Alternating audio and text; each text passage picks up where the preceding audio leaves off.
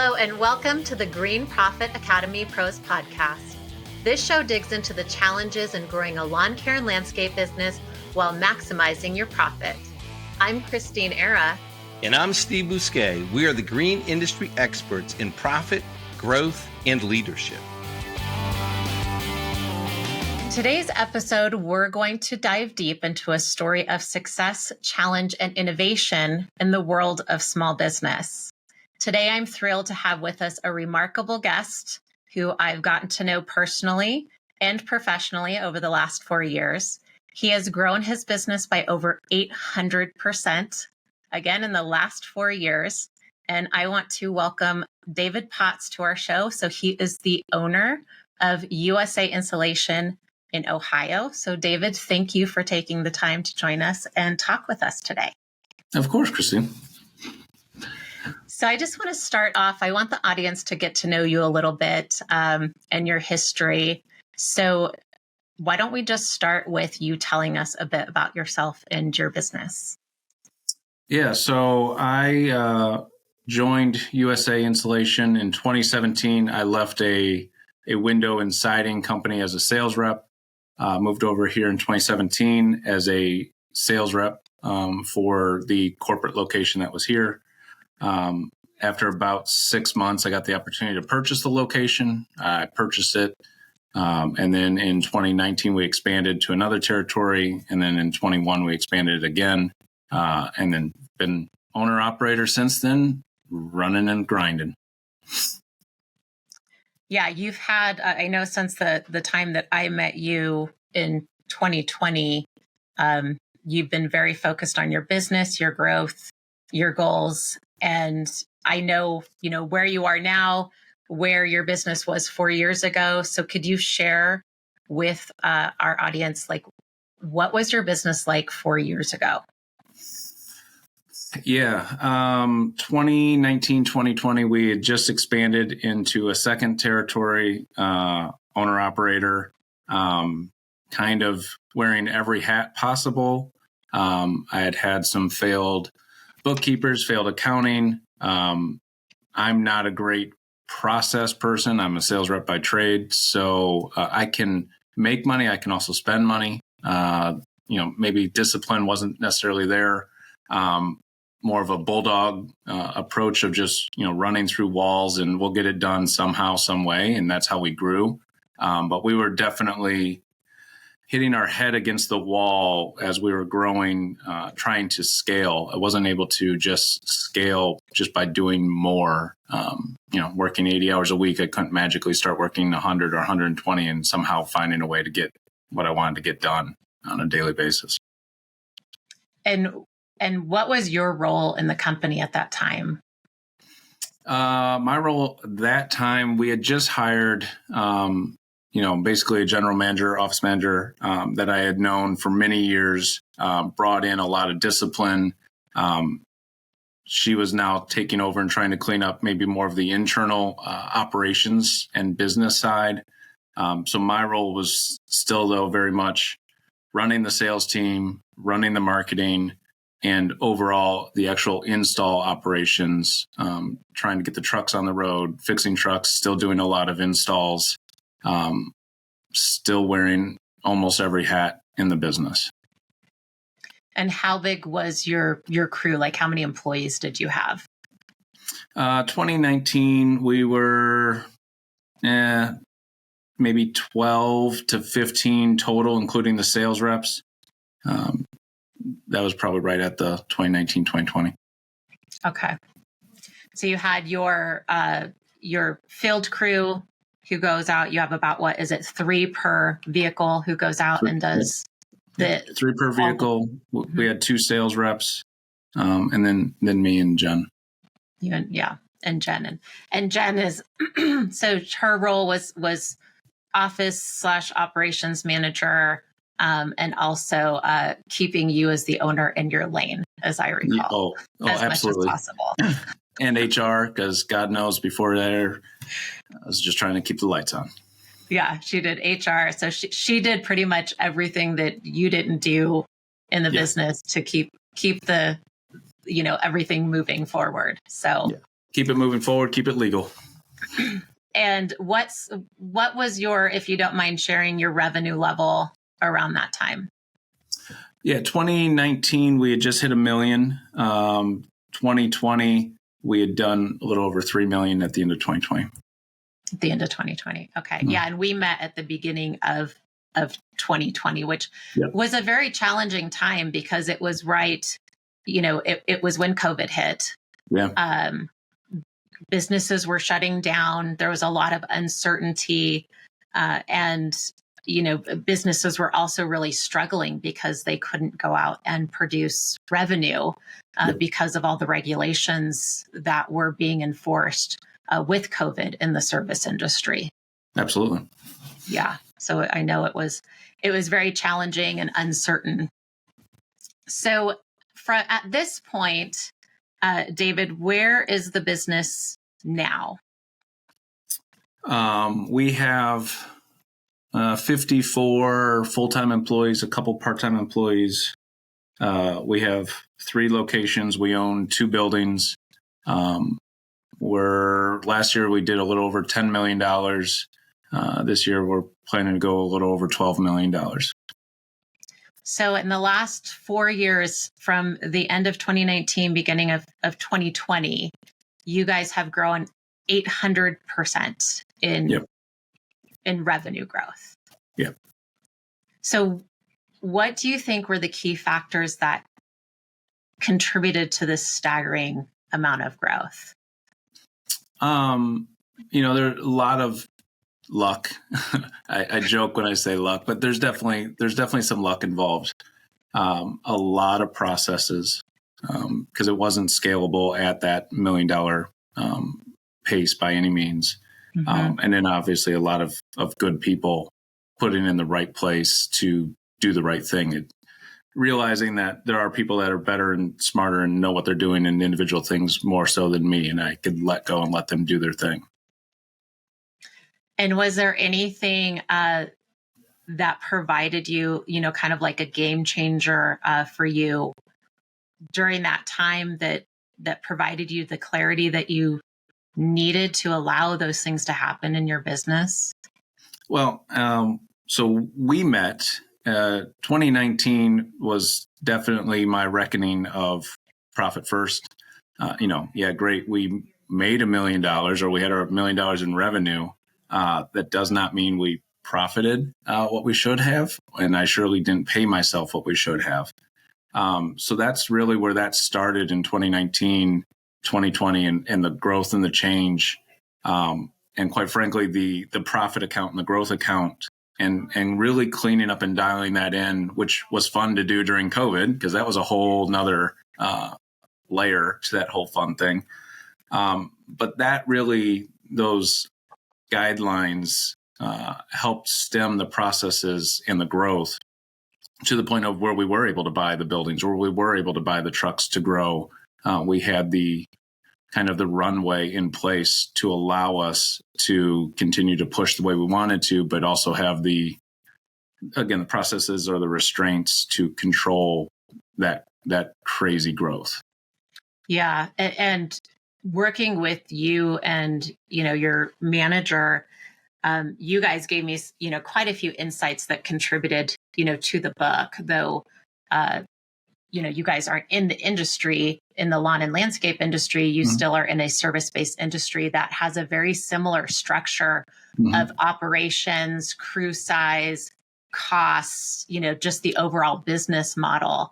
And some of the things that we had talked about in implementing processes when it came to profit first, supporting you as a business owner and your vision with growth, helping your team out, was one, the growth account and setting up a growth account. So that mm-hmm. way it was giving you permission to know, what should I spend? What can I spend? What can we afford to spend? And, kind of put you as the bull in your own china shop and your office manager not having to manage you. Yeah. And then 100%. We also looked at the flex season account because, she had identified that there was a kind of a slow season in your business, and that slow season was impacting the rest of the year and giving that insight. So we were able to come up with some strategies on identifying how can the rest of the year support, that 60-day period, without bringing you guys down or considering a cash crunch. So it was very insightful, going through the processes to support your growth, the profit first system, and the amount that you guys put in the work, as a team, and being aware of your strengths, your weaknesses. And as a leader, one of the things that I realized was you were aware of how you operated and what things, asking for help, like what can we implement to kind of keep myself in my own lane, to where I'm not, bulldozing my team. Yeah. Well, and I think the other interesting thing that, at least for me, that I found that I wasn't alone. I always thought, I don't have a business training, and maybe just my business was just different because of the way I was running it. But, through conversations, obviously, we've found that we are very similar to the lawn and landscape. I've talked to, some other home services companies that operate very similar. So it is the same. It doesn't really matter what we were installing or doing. The way we were run was so similar that it's like, I've been through that problem, or maybe that's a problem I should be looking at that might be coming. So it was just definitely insightful to see I'm not alone. Yeah. Yeah. And you've met some of our other clients that we've worked with over the years, and being able to have, conversations about like the business model and what their challenges are around hiring and, technicians or operations teams, things like that.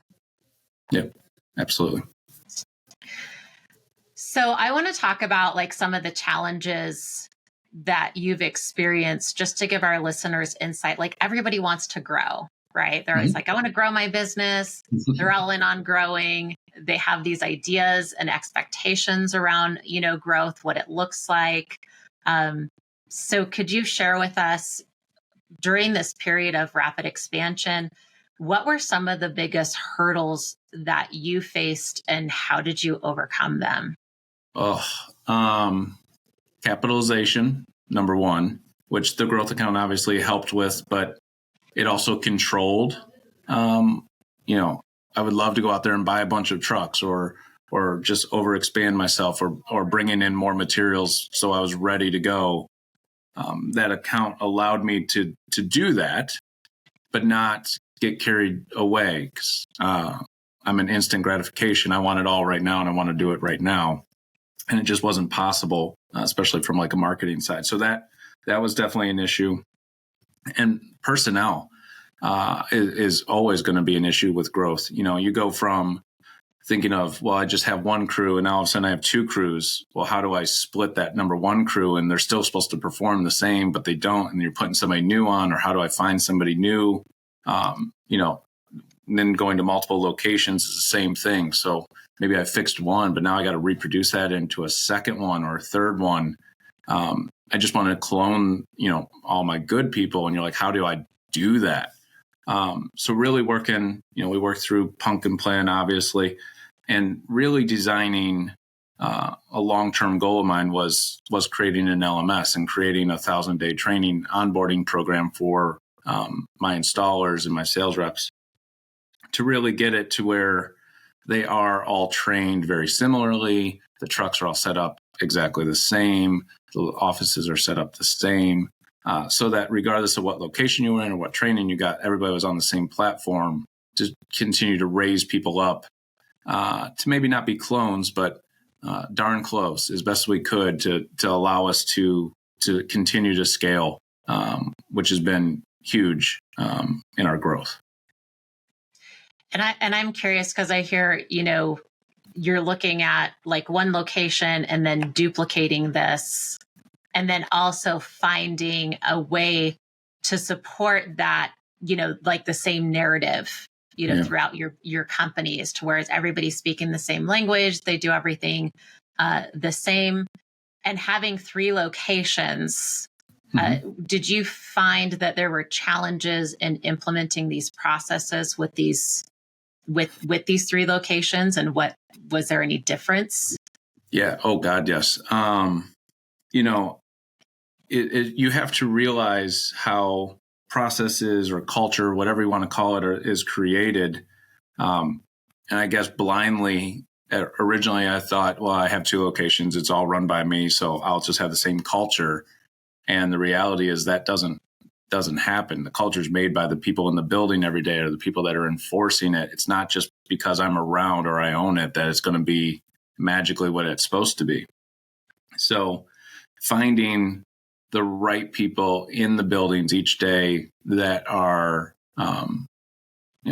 drinking the same Kool-Aid and believing the same things that I did, getting through our core values and our laws together, and really all being in the same boat, rowing the same direction. That is really where we saw the culture, the processes, and the real growth kind of accelerate. Mm-hmm. We were doing things beforehand, but we were always just shocked. Like, I don't understand why they can't follow this process, or why they don't feel included, or why are we having so much turnover? Until we peeled back and realized, it was our doing. It was basically the management not being able to get the culture, being able to get the processes really down into the locations as well as it needed to, and really getting the people there to believe they were part of a team.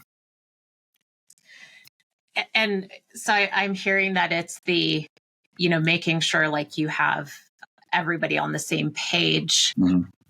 And I always ask, is it the person or the process? And, when owners have challenges, and because it's very easy, to come out of the gate and go, oh, this person's doing this wrong, and kind of, go down that negative path and point fingers and blame. So I always like to take a pause and go, is it the person or the process? And you're struggling with this, culture alignment in all 3 of these locations. What were you finding it to be that, wasn't the alignment originally? Was it the people that you were hiring in the business, or that you were kind of turning things over to, or was it that the process, like, it wasn't understood? Was it the processes that were contributing to the confusion? Yeah, I think I always include one more thing in there, which you've known me long enough to know that I'm going to do this, is processes are always the number one issue of why something didn't work. The number 2 issue I always find is I'll blame myself, only because I'm sure I did not communicate it effectively or enough, or the way it was supposed to be. Like, I didn't make sure that it landed. I might have just said something. I might have, I threw out an email or a PDF, or I taped it to the wall. Why didn't they read it and understand it? And I never explained it. And then I find the third person is, there are sometimes some people are not fits. But usually when we look all the way back and say maybe it was the person wasn't a fit, there were red flags at the interview. There were red flags a long time ago that we never paid attention to. Again, all the way back to a process issue. It is almost always a process issue or a process explanation that fails. Yeah. Yeah. And it's interesting that, you throw that third one in there, because typically when I ask, is it the person or the process? And we go through that conversation, the aha is the owner or the leader or the manager saying, well, I probably, should communicate this more clearly. Or did I communicate it? Do they really understand? Well, I told them once. Yeah, I should assume that they should remember. So, so I think it's that's kind of the outcome, with the person or the process question, is, as the leader, we have to be responsible for what we're communicating to our team, and making sure that those expectations are really defined and understood, and do they have the tools to meet those expectations? Do they have the support? And it's always eye-opening when somebody else explains something that you supposedly explained, and then all of a sudden it's an aha moment for that person, and you're like, but I've explained it 7 times to that person already. And the reality is they didn't hear you. Like, you didn't explain it in a way that they understood. And that's that's hard to accept sometimes, that you are the cause. Yeah. Yeah, it is, especially as entrepreneurs. We like to go, over 100 miles an hour. And slowing down is not one of the things that we enjoy doing. No.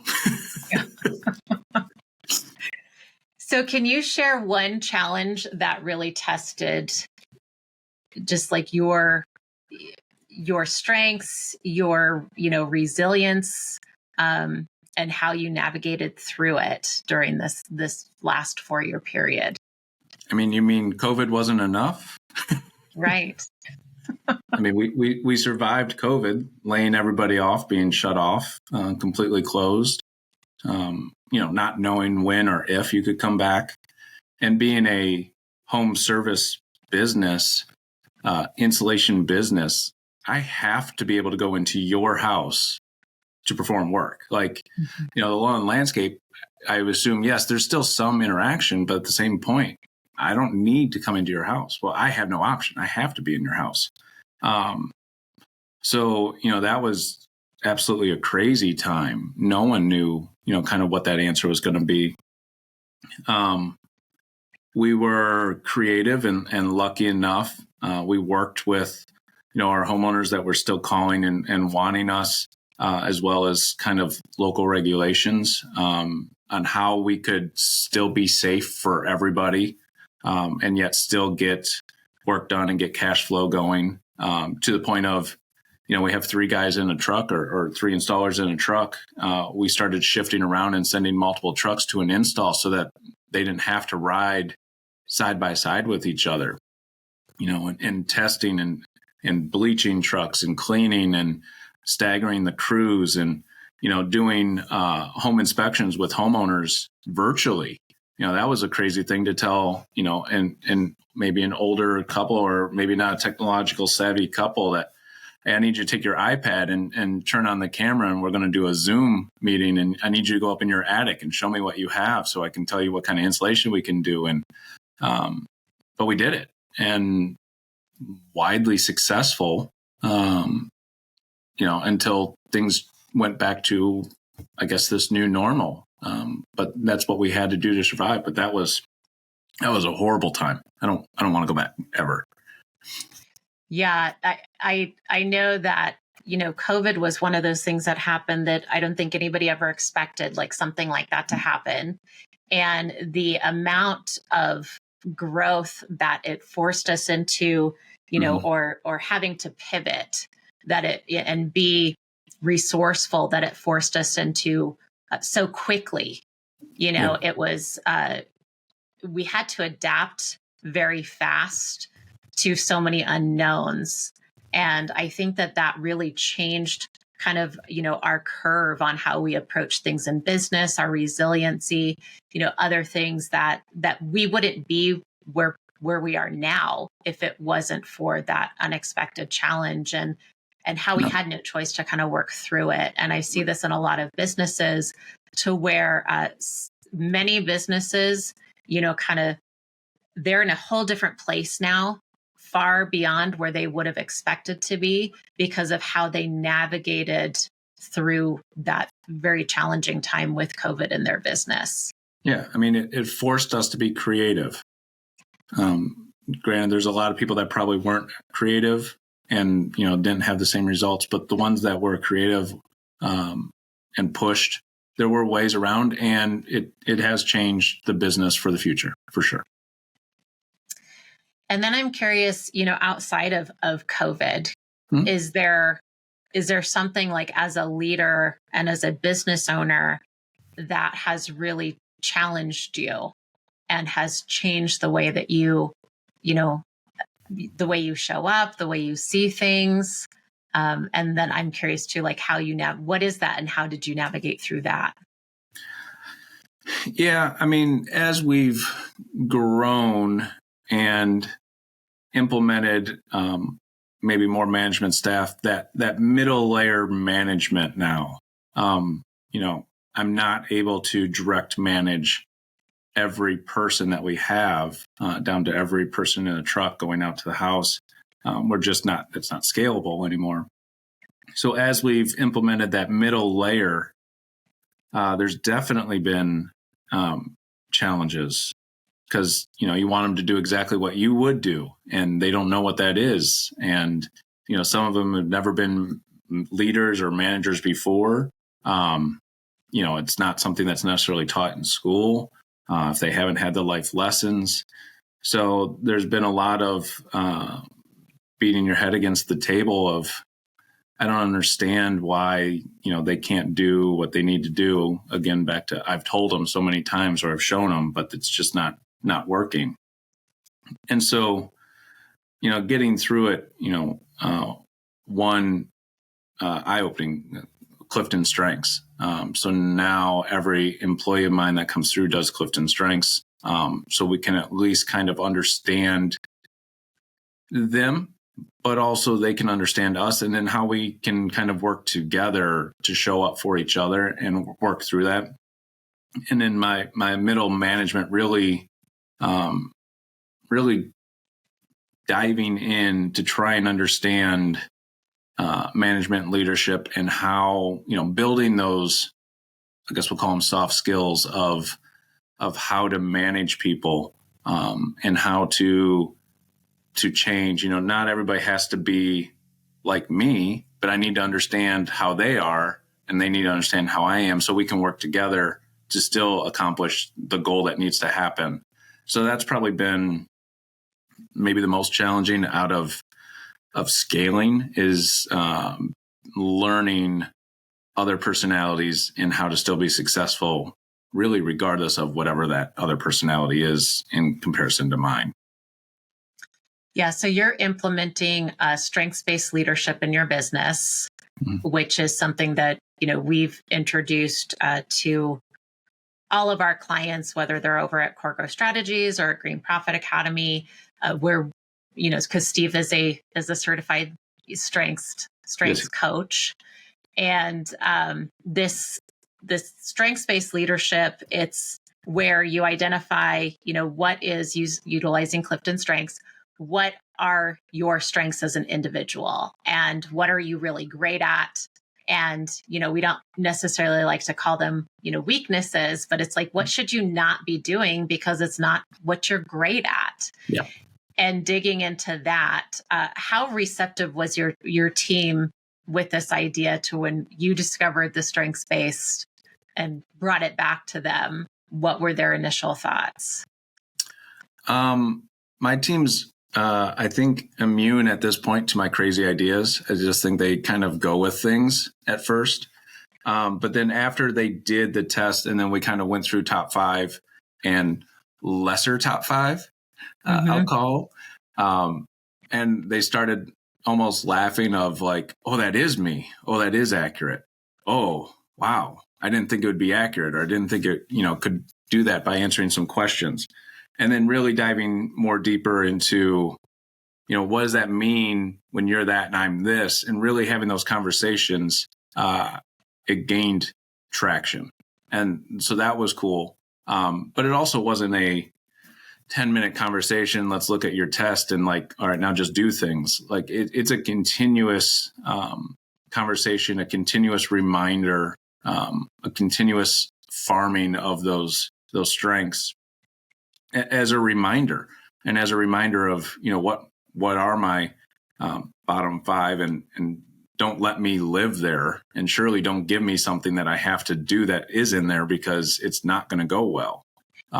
So sometimes we find, yes, technically that's a task that belongs to you because it's your department or whatever, but we need to find a way to get it away from you because you're not going to be successful at that task. So it's more the group really working together for the betterment of the individual. And it sounds like, and I know this from experience with my team, is the team is aware of each other's strengths, like what they're really good at versus what they're not. It's just not you as the manager or the leader who's aware. It's everybody is aware of their team member strengths. And for some things, it also exposed a strength that maybe you didn't know or they didn't see But then as you started to, maybe peel the layers of the onion back, you realized, oh yeah, that's always been there. I just didn't realize how it showed up. Core Growth Strategies provides business growth management solutions through cloud accounting, bookkeeping, and strategic business consulting programs. Our team works with small businesses in lawn care and landscape and trade industries throughout the U.S. We increase our clients' business acumen by creating business performance transparency through financials and strategic advisement based on industry best practices and benchmarks. Our experienced team provides support, guidance, and coaching, thereby allowing our clients to connect with viable data and discover their own solutions. Core Growth Strategies programs and services are designed to get your business from where it is now to where you have always dreamed it to be. Visit us today at coregrowthstrategies.com and follow us on Facebook, Instagram, or LinkedIn. Don't miss our exclusive limited time podcast special. Just mention promo code GPA Pro to any member of our team during your complimentary consultation, or enter the promo code on our site when you sign up for one of our online programs. That's promo code GPA Pro. Yeah, it's really hard. And I say this a lot, in our coaching programs, it's really hard to acknowledge what's great about ourselves and have some admiration about that. And it's typically the people around us who recognize what's great about us and how we show up that way. So it's very insightful when we start digging into our strengths and having our team dig into them as well, to get that, acknowledgement and raise the awareness about what we're really great at, which we do naturally, and we think, oh, it's not a big deal, but then seeing how much, value it brings to the company and how much your team members value it. Yeah. No one's ever shocked by the bottom five. That doesn't surprise them. That's funny. Yeah. So what did this change? I'm curious. What did you notice? Because this is, I think, within the last year that you implemented the strengths-based leadership, and you went at it, pretty diligently, where you're like, okay, everybody's going to do their assessment. We're going to start unpacking this and having conversations. And I know you made changes in your company once you discovered people's strengths. What were those changes and why did you make them? Yeah, I mean, we were operating on a branch manager, individual, kind of a silo, location by location organization, and then some overall arching management that kind of did the financials or HR or whatever for everyone. What we found after going through and then allowing the team to kind of work together and talk together, quite frankly, 2023, we blew up that entire management team structure to the point of now it's more of a corporate structure of, those people are in the roles that fit them best via their strengths, where they can excel, but they're doing it for all the locations instead of just this one location. We were asking people to be really good at marketing and sales and install. And I'm like, well, you're not an owner. So why? I was so blind to think that they were going to be as, able to do every avenue for this one location. And so now we've got it to where people have been able to sit into some roles, and I assume shortly I'll be replaced by one of them as she's exceeding far superior to what I'm doing at this point. But they're really growing at their capabilities that, quite frankly, I don't even think they knew what those capabilities were until we got them aligned to where they needed to be. Yeah. And that is amazing, because we've had so many conversations over the years and not just like with entrepreneurs we work with, but when I go to my own groups, like professional groups and other entrepreneurs are there, and we talk about investing in our team. And we talk about growing and developing our team. And there's, kind of that thing of like, well, what if I invest in them and they leave? Yeah. What if you don't invest and they stay? Right. And that's what I hear you Yeah. saying is you're looking at your team, you're investing in them and developing them and bringing them up. It's very obvious in the company, like the impact that it's having. I see it because I know your numbers and we have all these conversations. Could you share with our audience what impact that has had with you being aware of developing your team and investing in them? And Yeah, I mean, what happened when they stayed? Yeah, or left. Yeah. So a great story of mine is, again, there's 3 installers per truck, and I hired an installer that was, a number 3 on a truck. And long story short, through hard work, through some training, she wanted to be an owner. And okay, yeah, you want to be an owner. You're 20 something years old. What do you think you know? And I'm like, well, okay, let's see. I don't know, but let's see. And over a couple of years of working together and teaching and learning and willingness to grow and whatnot, she's a very successful owner in USA at this point, with some great growth. So yeah, I invested her, and yeah, I lost her. Okay. She helped me build some processes along the way. She helped me find some things out along the way that, were some shortcomings or some opportunities for growth, or, perfecting some things, and the ones that are here. Yeah, I don't hire from the outside. I probably will at some point. It's been one of those stakes in the ground that I've just put in, that everybody for me has always been ground up, because I think you appreciate the path. Don't get me wrong. There's some days that I just am like, man, this would be a lot easier. But it's so important to me on the culture side. My team's been with me in the great times. My team's been through some hellacious times. And at the end of the day, I know my team's got my back and I've got theirs, and they know that. So it allows, we're a big family, and truly a family. They know there's anything I'll do for them. And I'm quite sure if I needed something, they'd be there, and they show up every day for me, and they continue to grow. So, who knows? If they leave me, they leave me. I know if they leave me, they will be wildly successful. And I'm okay with that. If that's what their dream is, then go for it. But to see somebody come into the business and then say, you know what, I just don't think they're worth it. I'm not going to invest in them.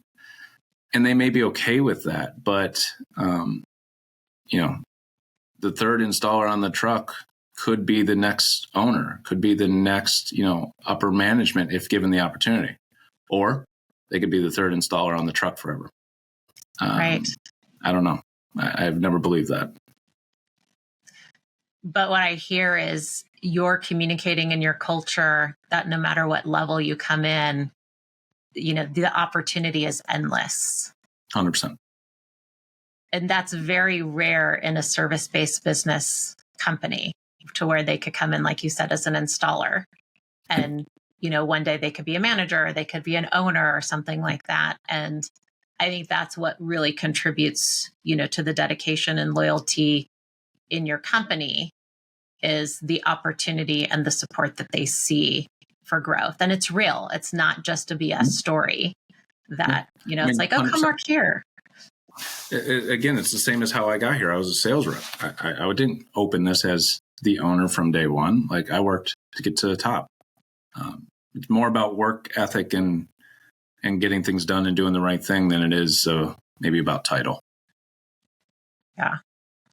So I want to kind of shift gears here and talk about, some positives, like what were some unexpected benefits or outcomes of growing the business at this rate and at this level that you hadn't, maybe recognized during your journey?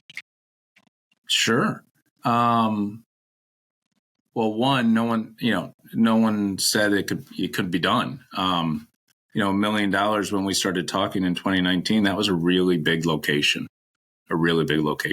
So that kind of blew people's eyes wide open when we started crossing the 3 million and the 5 million and the 8 million, to what the possibility is.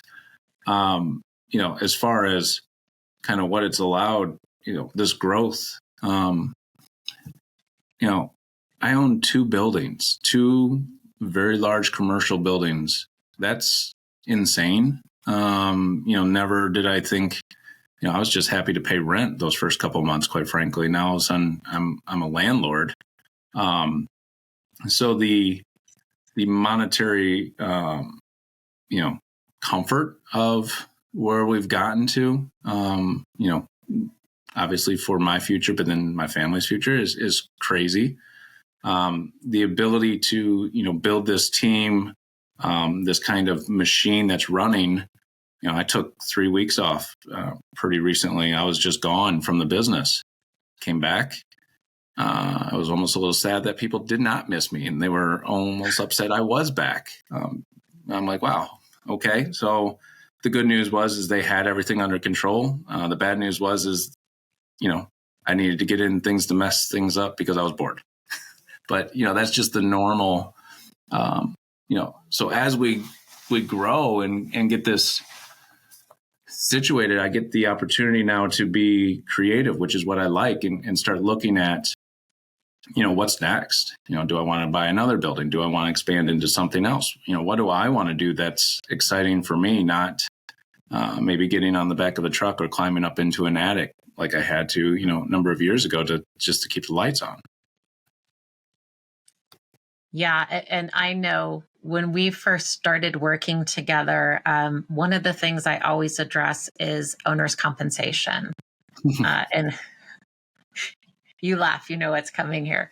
So owner's compensation. So one of the things in Profit First, in implementing Profit First, is we always find that the owner is sacrificing their own, financial security. They're not paying themselves enough. They're, not taking certain benefits or even, bonuses from the company, and they're just reinvesting it back in the company. And I know you have come a long way. I think you were the one out of all of the people I've worked with who I had to drag kicking and screaming along, the path of, you need to pay yourself well, you need to pay yourself better, you need to, take bonuses, all these things. And I know you're at a completely different, financial security than you were 4 years ago, and you embraced that. Could you talk a little bit about that? Because I know there's other people out there that they're where you were with that mindset 4 years ago. Yeah, I mean, I paid myself. If there's something after last, that's where I was. I paid myself enough to pay the bills that I had to pay at home. And that bare minimum. Like, I wasn't putting any savings. I wasn't doing anything extra. A ramen noodle dinner, like that's what we were rocking. To take care of the business and take care of my people, and to make sure that we had the right equipment and just survive and grow. I cared more that my people were taken care of than myself, which I still do. But doing Profit First, and then obviously you beating me over the head numerous times, we have gotten ourselves to where I can do both. Profit First and the owner's comp, and it being situated and obviously setting up the business a little differently allowed us to take care of myself, take care of the benefits, do the things that I wanted to do in the role I was in with the growth I was in, but also make sure that I wasn't doing that and sacrificing the health of the company or the growth of the company, that everybody was still okay and we were still paying everybody very fairly and taking care of things. Because you always felt so guilty doing it. So, really those kind of processes and you dragging me along kind of got us to where we're at. And I'm curious, what was it that shifted that mindset for you? What allowed you to, I guess, give yourself permission to pay yourself more, to feel comfortable with it? Really, well, one, being forced to always helps. And then I handed all the financial controls away from myself. So I was no more payroll, no more anything on the bank side. It all had to be approved by Jen internally and obviously you on the external. So that requirement, but also that trust of, the two of you had it. You weren't going to let me fail, which was always the fear. If it was in my hands, I was going to fail. I was going to make the wrong decision. So I just didn't make a decision. Therefore, I was safe. And then obviously the profit first system allowed me to see those bank accounts, and the calculator allowed me to work through that, so that once I knew, my break-even number that I needed to install every week, and then where I wanted to be growth-wise for every week install, that made my life easier. I could work with the sales guys and the install team just on that number, knowing that the calculator was going to take care of everything else. So it allowed me to simplify my thinking, and just the dividing of all the bank accounts from one account into, the chaos that some days I feel like we've created. But I love that we created it. But some days I'm like, man, I don't know, I overdid it. Allows the fluidity of knowing it's okay. So the security of the system, the trust, the people on your team, yep, allowed you to create that space and know, like, hey, it's going to be okay. Yep. Yeah. And I think that's probably the biggest thing is the fear, the uncertainty. Like, oh, if I do pay myself more, like, is the business going to be okay? Am I creating a problem here? And I think that's typically the issue is, if I take money from the business, is the business still going to survive? Yeah. And are my people? And I think we exposed that if the money sat in the bank account, we were going to spend it one way or the other. We were going to find something to spend it on, whether we needed it or not. So, once we started dividing it out, that kind of exposed that and made it okay. Yeah. Yeah. It is something that I am very proud of you and your team, that your team supported you to get through, helped push through. And I love to see the quality of life that you now have, like taking the time off, being able to go on vacations, being able to take your wife, who's one of your biggest fans, on vacation, and supporters, and taking that personal time. So I think it's an amazing thing to see you enjoy that side of it now. Yeah. Wasn't like that a couple of years ago. Yeah. So could you share a particular moment or achievement during this 4-year journey that you're most proud of? Yeah, we've won quite a few awards individually or as a team, but, probably some of the bigger ones. We've won Better Business Bureau Torch Award twice for ethics, which is hard to do in an installation, that's in your walls or in your attic. It's unseen. So that's hard for people on an ethics side to really believe, So that was pretty cool to be able to win out. And we beat some pretty big companies to do that twice now. So that was exciting. I've been International Franchisee of the Year for the IFA. I've won some 20 under 40 awards. We've done some pretty cool things as a team for sure. Yeah, and that's a big accomplishment. I know that the Franchise of the Year is one that you received recently. Mm-hmm. And you're kind of like, we did this. And I was like, why didn't you tell us this? What was going on? And that's a pretty big deal. Yeah. So I know that you do some other things in your community. Can you talk a little bit about like how this journey has been able to help you support your community and how it impacts you and your team? Yeah, so we set aside a percentage of our revenue for charity. We've done that now for many years. The cool thing is that is now growing to the point of we almost have to ask questions of how to spend the money. Not that there's not an abundance of charities, but we want to make sure it's the right charities that fit, our core values. So that's been exciting. It's almost becoming a full-time job. I love that. And then we developed a hometown hero program where we insulate veterans' houses for free. Number of years ago, we were able to do one a year.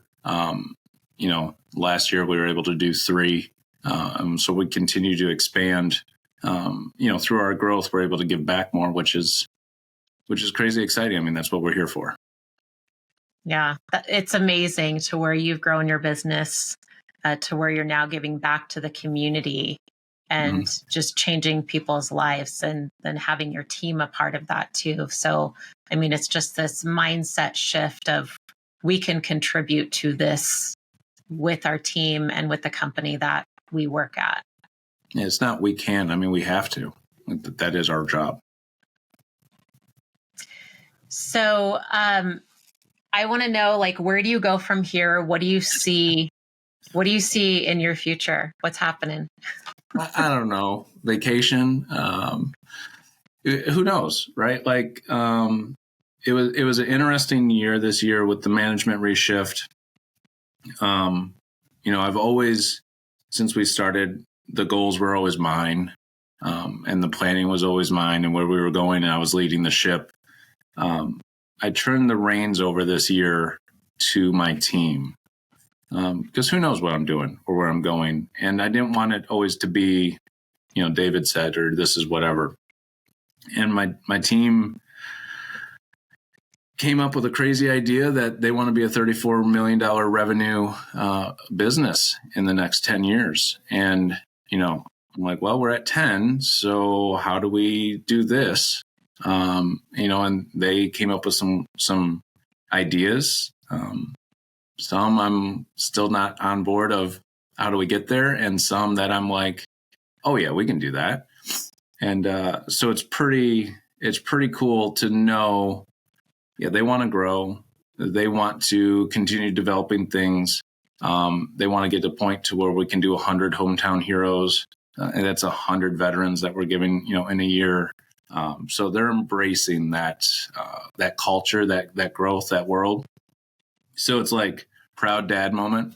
I get to watch my kids take over and run. I don't know where that leaves me. Hopefully proud dad watching and still here, but same point I've already said, I've, probably already got somebody targeting my seat and I'm okay with that. So I don't know where I end up or what I do or where that goes to, but at the same point, I know we're going forward. So we'll figure that out as we go. And I'm curious, what is the one thing as a leader that you think you could do to support your team in this journey, this next stage? Support, continue to let them grow, help them grow. Again, at this point in my life, it's more, I guess I'm the proud dad. So you tell me what you need and I'll help you go find it. I'm not going to do it for you, but I'll help you go find it. And I'll support you when you're wrong and I'll support you when you're right. And, been on a lot of stages, like we talked about, receiving awards. I don't care to be on those stages anymore. I want my team to be on those stages at this point. So kind of moving aside and letting them step into the management role, the planning role, and just being more of a mentor for them. 100%. Yeah. So what are some of the non-negotiables that you never want to see change? I've built this as no matter what, we're the most professional home improvement company somebody's going to run across. And I don't see that negotiation changing at all. Because if anything in the world today, you're seeing less customer service and customer service is free. So I don't understand how it gets less. other than, people don't train it or people don't care about it. So I don't see that changing. If it changes, it'll be only because we continue pushing it up even higher.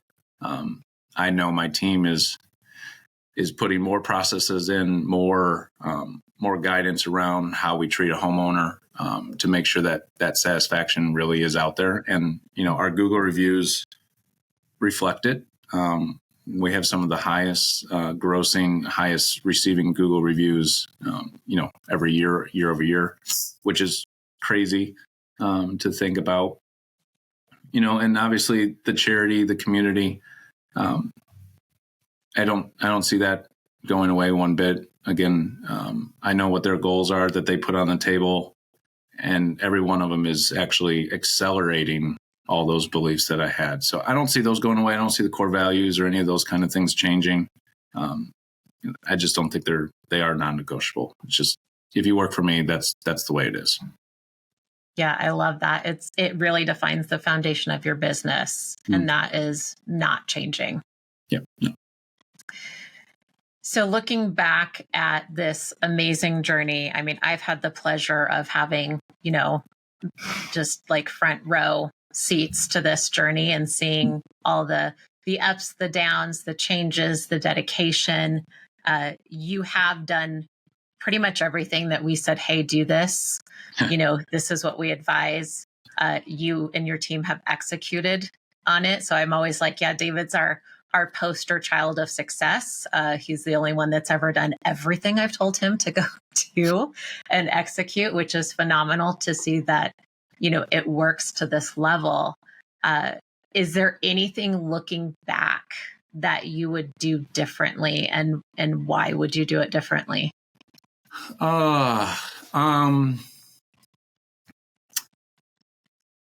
Do it sooner.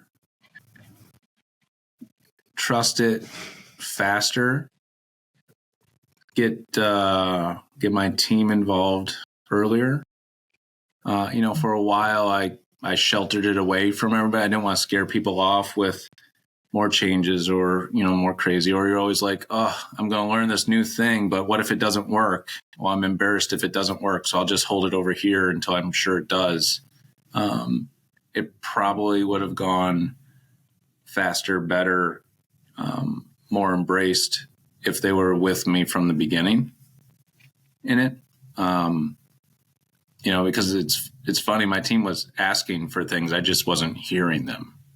And so as we started rolling things out, they were looking at me, beating their head against the table of, God, we've been asking for this kind of stuff for a while now, to the point now, we're doing the M&M game. We're doing, that cash flow kind of analysis down many layers, and we're getting amazing feedback from people that, maybe we didn't have the right thought in our mind of they can't handle it or they won't understand it. And reality is they understand it very well once we communicated it to them at their language.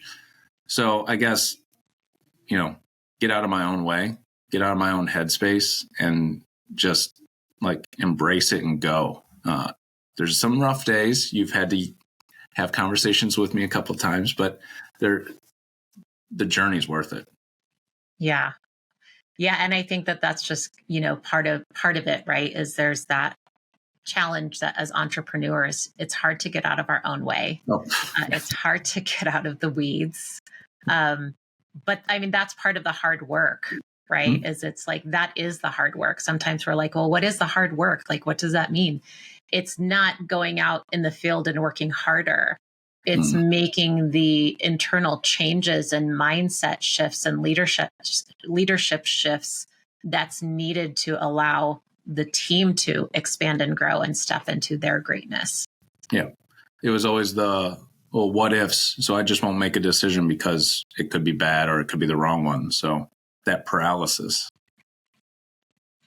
Yeah. And it's common. So I'm sure our listeners, like, they probably are listening to this and thinking, yep, I've been there. I feel that, and it's ties back to, you're not alone.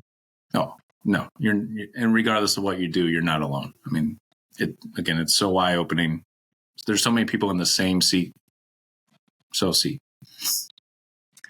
So before we wrap up, is there any final thoughts or advice that you would like to leave with our listeners? Yeah, I mean, ask for help. Don't think you have to go alone. There's so many people that are willing to help you. There's so many opportunities to be okay. You don't need to be embarrassed. I remember the first time you looked at my QuickBooks, and I had to admit that I don't really know how to log into QuickBooks. So that education piece, people will help you. You just got to be open to raising your hand and saying, I need help. Yeah. And knowing it's okay not to know. Mm-hmm. Yeah.